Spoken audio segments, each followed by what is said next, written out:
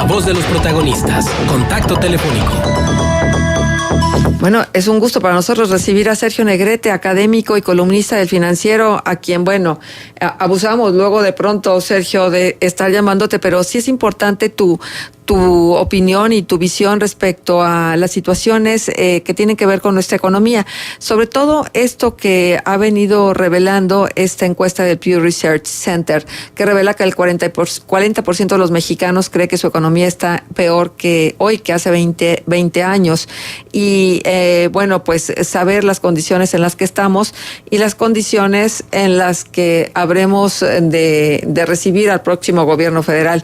Gracias, Sergio, por tomarnos la llamada y por estar una vez más con nosotros. No, sí, encantado, y nunca es un abuso, si yo fascinado de llegar a tu auditorio, de estar con ustedes, y pues ahora platicar de esta encuesta con el mayor gusto. Ajá. Bueno, Sergio, el análisis que tú haces, ¿realmente estamos peor que antes? ¿Hay posibilidades de comparar si finalmente la economía experimenta vaivenes que no tienen nada que ver, por ejemplo, con las decisiones internas, sino con el nuevo orden internacional, con la globalización de los mercados, etcétera, etcétera, con el precio del petróleo que a nivel internacional se fija? ¿Realmente entonces hay parámetros como para calificar que estamos peor resultado de las decisiones internas o que estamos mejor resultado también de las mismas? Sí hay números, pero aquí el problema es que no son números, son percepciones, son sensaciones, y aparte estamos hablando de un periodo muy largo. No sé por qué se escogió este periodo, pero es muy respetable la pregunta. El problema aquí es que hay que preguntarle a alguien de mínimo 40 años para arriba, porque pues si no para abajo, exacto, al preguntarle a alguien de 38, ¿estás mejor o peor que 18? Pues no. Cuando igual ni trabajaba, entonces pero esperemos que hayan hecho bien su muestreo. No tengo idea, la verdad, del muestreo que hicieron, pero sí hay números y ciertamente está mezclado. Y te digo dos números y con eso podemos ya de entrada tener un comparativo. O sea, en lo económico, ¿estamos mejor que hace 20 años? Definitivamente sí, pero no espectacularmente mejor. El crecimiento de México ha sido muy bajo, no desde hace 20, por desgracia desde hace 37 años. Ha sido bastante bajo. Entonces no hay una percepción de mejora notable a medida que va pasando el tiempo, en lo absoluto, a comparación de otros países que en este periodo han subido de una manera impresionante, y te hablo de Perú o de Panamá. El clásico es Chile, y me quiero limitar a la América Latina, ya no hablemos de Asia o de Europa incluso. Entonces, ahí ya sí podemos decir estamos mejor, pero no es nada espectacular, y se entiende que la gente se queje, eso se entiende muy bien. Y hay otra clase de cosas en lo social, y yo aquí me quiero referir a la inseguridad, de que imagínate, Torreón hace 20 años. No, hombre, ahí no pasaba nada, lo digo en el mejor sentido de la palabra, claro. Por favor. No lo digo despectivo, lo digo con envidia. Pues hace 20 años justos, ya casi en el previo de la entrada de Vicente Fox, estábamos a punto de iniciar como un despegue económico gracias a la instalación de maquiladoras, y entonces era como una transición desde centrar toda nuestra actividad en el terreno agropecuario e irnos a la industria, maquiladora pero industria. Sí, te digo qué pasó en ese periodo, y te lo digo con mucha precisión. No te digo que haya sido el único factor, pero es importantísimo. En el año 2001, China entra a la Organización Mundial del Comercio y nos arrebata la manufactura. Mucha manufactura que se pudo haber venido a México se fue a China. Mucha exportación que hubiera hecho México eventualmente llegó de China. Entonces eso nos partió muchísimo, y esto claro no fue. Aquí tú te referiste a factores externos, ahí tienes uno importantísimo. Esto no fue culpa de Vicente Fox. Sí. O de nadie, o sea, simplemente pues China entra a la OMC y entra el flujo global del comercio con toda la fuerza y nos pega. Sí, porque además China cambia también su régimen interno, ¿no? O sea, de un comunismo recalcitrante a allá empezar a saber que la muralla tenía que abrirse. Sí, es la continuación, porque ya tenían ciertos años de apertura, pero es una gran consolidación, ciertamente, la entrada a la OMC, y bueno, pues China sigue ese paso de convertirse en una gran potencia económica. Lo es, sobre todo por su tamaño, y bueno, en esa época estamos hablando que los salarios chinos eran significativamente más bajos que en México, y ahora sin duda son más altos. Entonces ahí sí tienes un gran salto adelante que nosotros no hemos podido dar. Lo que hemos dado son brinquitos y por eso la gente está muy insatisfecha. Uh-huh. Ajá. Y entonces, llegar a un crecimiento muy bajo pero constante, ¿es alentador? ¿Tú crees que sigamos al mismo ritmo en función del crecimiento económico con el próximo gobierno federal? Por desgracia me temo que sí. Y porque realmente, solo hay una forma de crecer con fuerza en un largo plazo, y es aumentando la productividad de la economía. Porque con las mismas personas hagas más, y obviamente con mejor tecnología, y eso permite que pagues más. Ahora sí que van de la manita. Si no produces más, es complicado que te paguen más. Y la productividad, aunque a veces está en la agenda del gobierno, y lo estuvo en el gobierno saliente, y pues podemos ver que ha sido muy mezclado el desempeño, pero claramente no está en la agenda del gobierno entrante. Productividad, eficiencia, no es algo que destaque en el discurso del presidente electo ni de sus cercanos. Entonces, en ese sentido, no se vislumbra en medidas que busquen fomentar la productividad. Te doy un ejemplo, pues el regresar a la situación antes de la reforma educativa, pues es condenar a muchos niños en el futuro a la improductividad. O sea, si empezaba a haber mejoras después de la reforma, que apenas tiene 5 años, pues se van a perder. Entonces, y ese es uno de muchos ejemplos. Si se cierra ProMéxico, sí, ya lo anunciaron. O sea, hay varios ejemplos de un gobierno cuya agenda, cuya visión claramente no es productividad, es estatismo, es intervencionismo, es paternalismo.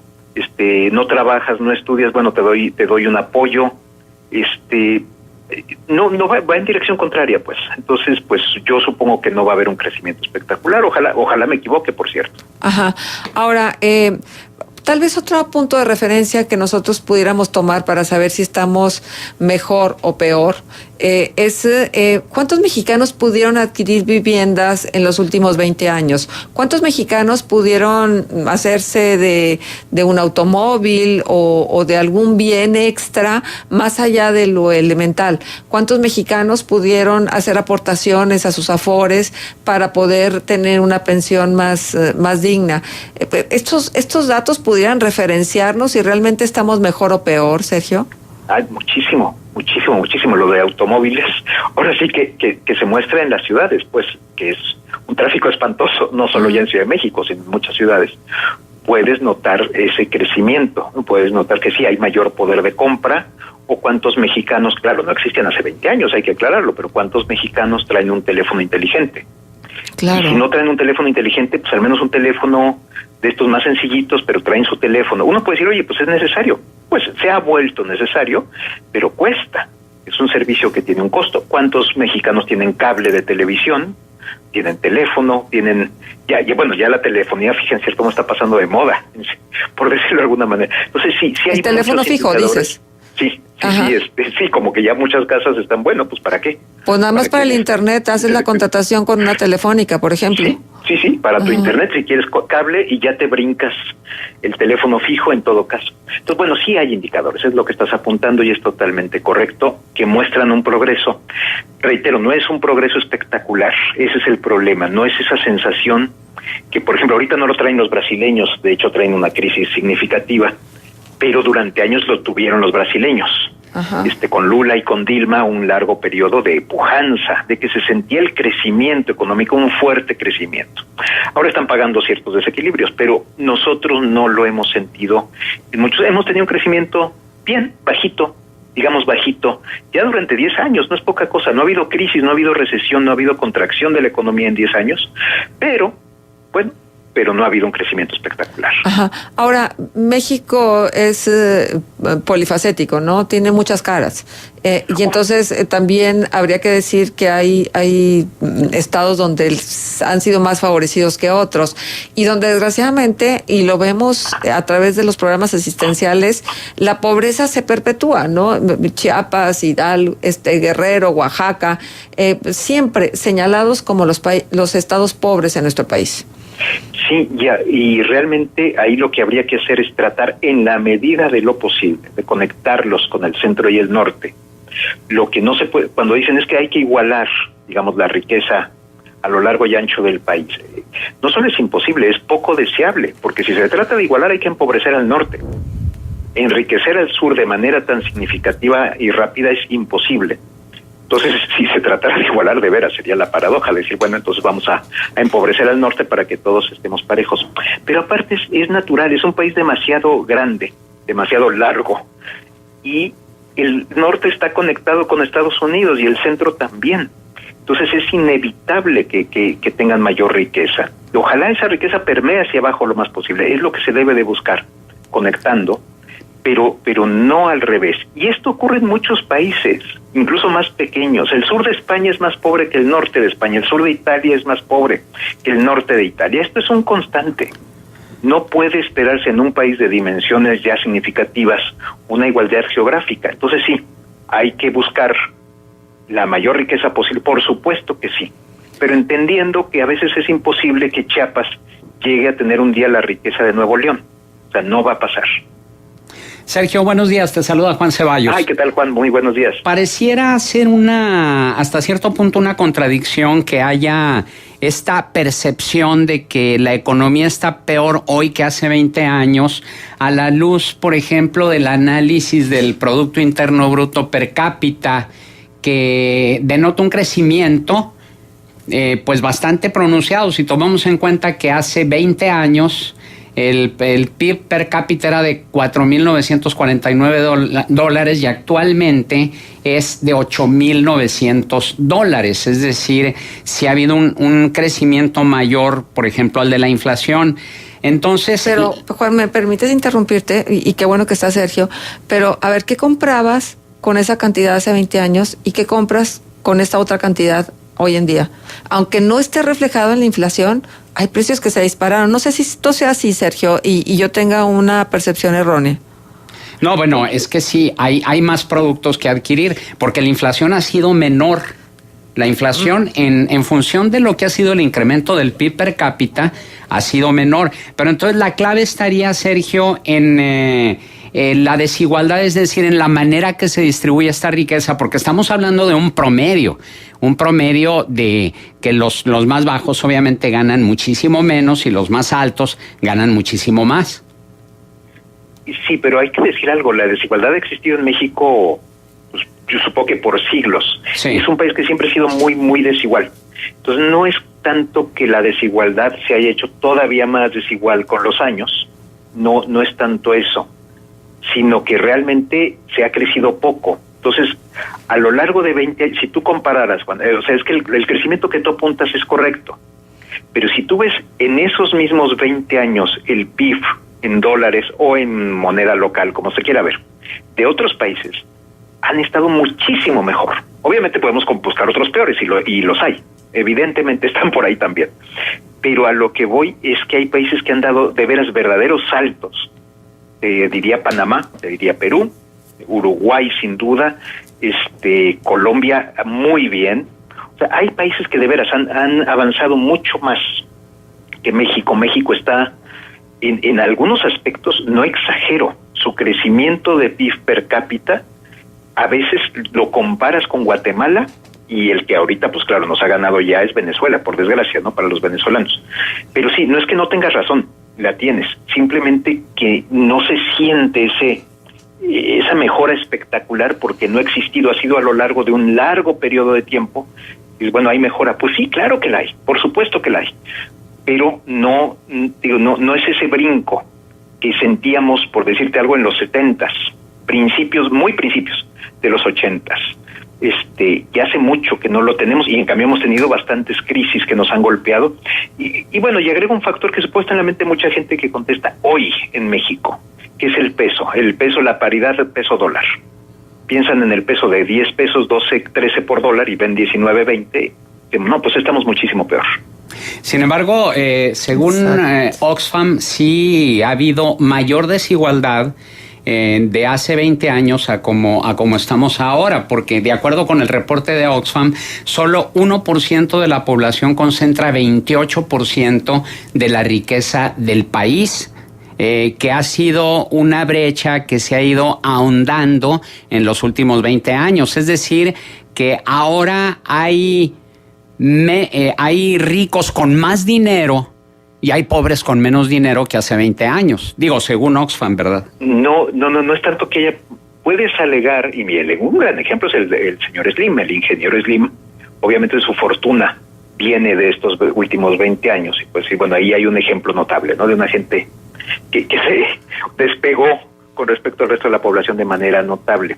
Pero no es necesariamente que los pobres sean más pobres, es que los pobres no se han enriquecido tanto como algunos ricos. O sea, ahí te abre la brecha se sigue abriendo en esos casos. Sí.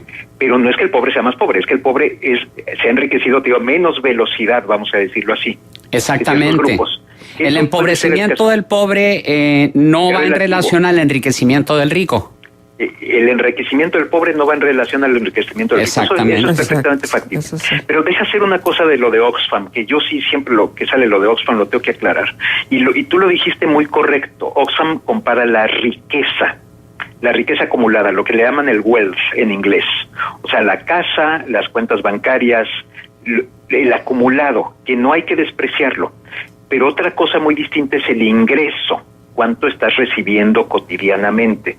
¿Y por qué entonces lo de Oxfam cae en cierta trampa? Porque si tú eres una persona joven que acaba de sacar una hipoteca, tú tienes, pues, tu casa no te pertenece, es un pasivo, de hecho. O sea, tú debes más de lo que tienes. Claro. En ese aspecto Oxfam, en ese aspecto de riqueza, tú eres pobre. Eres peor que pobre porque tienes riqueza negativa bajo la medición Oxfam. Entonces, nada más apuntar eso. No que no tengas razón, Juan. Reitero que ahora sí que ese indicador es muy importante, pero por eso a mí me gusta más el ingreso. Es decir, oye, ¿cuánto dinero estás recibiendo ahorita? Independientemente de cuánto puedas acumular o no. Porque en ese sentido, pues sí es una gente con una hipoteca que acaba de sacar, pues es más pobre que el más pobre en una sierra de Guerrero. Y obviamente, pues no es el caso. Sí, Sergio, es que sí, ¿cuánto estás recibiendo y qué te alcanza con lo que estás recibiendo, ¿no?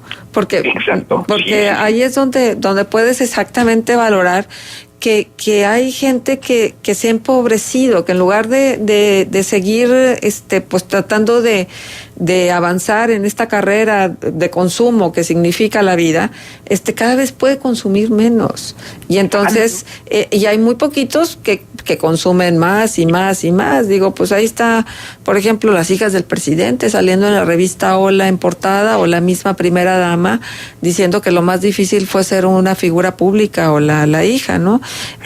O los viajes, ya sabemos, todas estas cosas que luego son tan publicitadas y que entonces como que acentúan estas diferencias, Sergio. Y entonces la percepción, que a veces que no la realidad, hace que veamos unas distancias abismales. Y por eso mucho perdió el partido, el PRI, esta elección. Porque la gente estaba muy molesta de tanto lujo, presumidera. O sea, tener una familia presidencial uno de sus escaparates principales es la revista Hola, pues ciertamente es patético, es vergonzoso, ¿no? En un país con tanto pobre. Indigna. Y de ahí en parte, pues, sí, es que indigna, molesta, sobremanera, y que aparte casi te digan, y denme gracias porque me sacrifiqué por ustedes, ¿no? Exacto. Entonces, bueno, lo que faltaba, aparte de todo. Entonces, sí, no, absolutamente, explica mucho. Mira, es que hiciste referencia a algo importantísimo, y que hay que tocar de ahora en adelante, es que casi no había estudios de esto hace pocos años en México, han surgido ya. Se llama movilidad social. ¿Qué tanto el que nace pobre tiene posibilidades de salir de pobre, de moverse socialmente, de escalar socialmente? Y en eso México está fatal. Exacto. Fatal. O sea, todos lo sabemos por intuición, porque nos damos cuenta, ¿no? Que el que nace pobre sigue pobre, y el que nace rico sigue rico. Y aparte se perpetúa por ciertas cuestiones sociales. Generalmente un rico se casa con otra persona de parecida clase social. Entonces, esto aparte se perpetúa, y lo perpetúan las escuelas.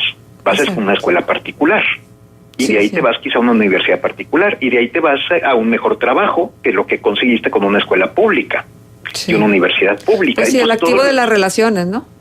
Sí, relaciones y todos los esquemas que hay en cuestión de educación, de salud, No tienes dinero, pues buscas un hospital, Claro. pues casi, sí, todo lo que ya sabemos. Digo, Así no, es. ¿para qué lo repito al auditorio? Así Entonces, es, esto que dices es fundamental. La falta, lo anquilosado que es la movilidad social en México es gravísimo. Así es. Bueno, Sergio, pues estaremos esperando nuevamente tu presencia con nosotros porque nos da mucha luz. Gracias por acompañarnos una vez más. Contrario, no es un gusto, ya lo saben, llegar a su auditorio y estar con ustedes. Un fuerte abrazo, Juan. Gracias, Marcela. Sergio, hasta pronto.